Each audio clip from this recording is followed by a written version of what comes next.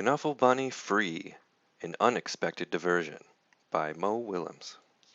One day, not so long ago, Trixie took a big trip with her family. They were on their way to visit Trixie's Oma and Opa in Holland.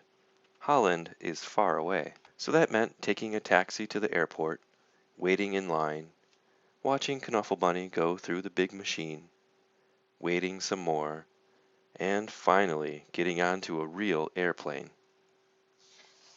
On the plane, Trixie played, and read, and slept. Before she knew it, the plane had landed.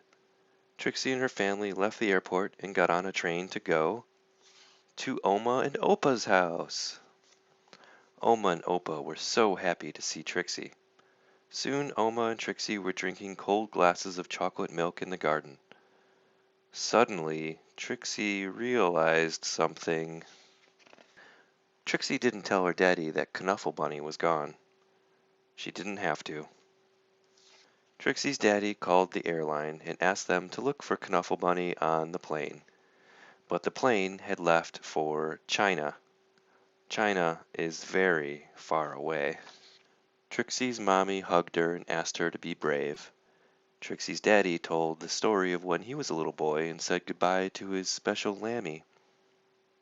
Oma gave Trixie another glass of chocolate milk and remarked on how big she was getting.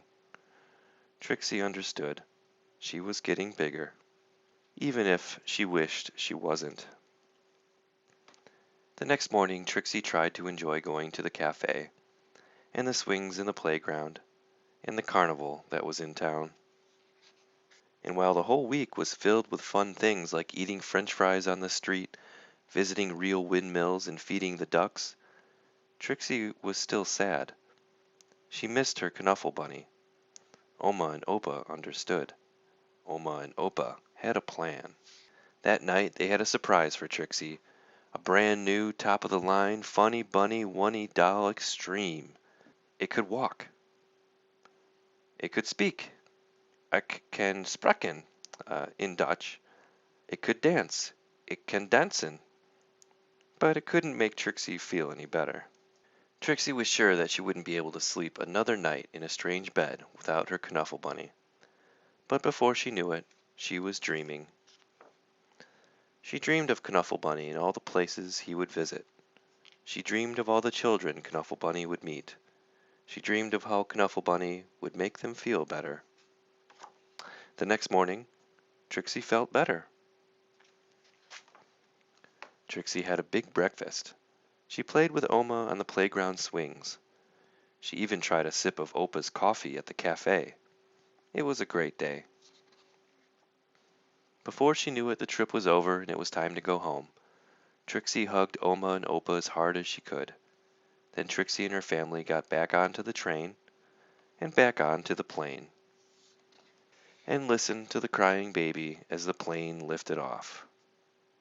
But can you believe it? Right there on that very plane, Trixie noticed something. Knuffle Bunny! Trixie was so happy to have Knuffle Bunny back in her arms. Happy enough to make a decision, Trixie turned around and said, "Would your baby like my Knuffle Bunny?" "Really?" asked the baby's mother. "Really?" asked Trixie's daddy. "Really?" asked Trixie's mommy. "Blaggy plaggy?" asked the baby. "Really," said Trixie. She was big enough. The baby was happy. The baby's mother was thankful. Trixie's parents were proud.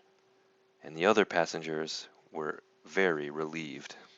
And that is how, a few weeks later, Trixie received her very first letter. A note to Trixie. Trixie, I hope to watch you grow up, fall in love, start a family, and be happy.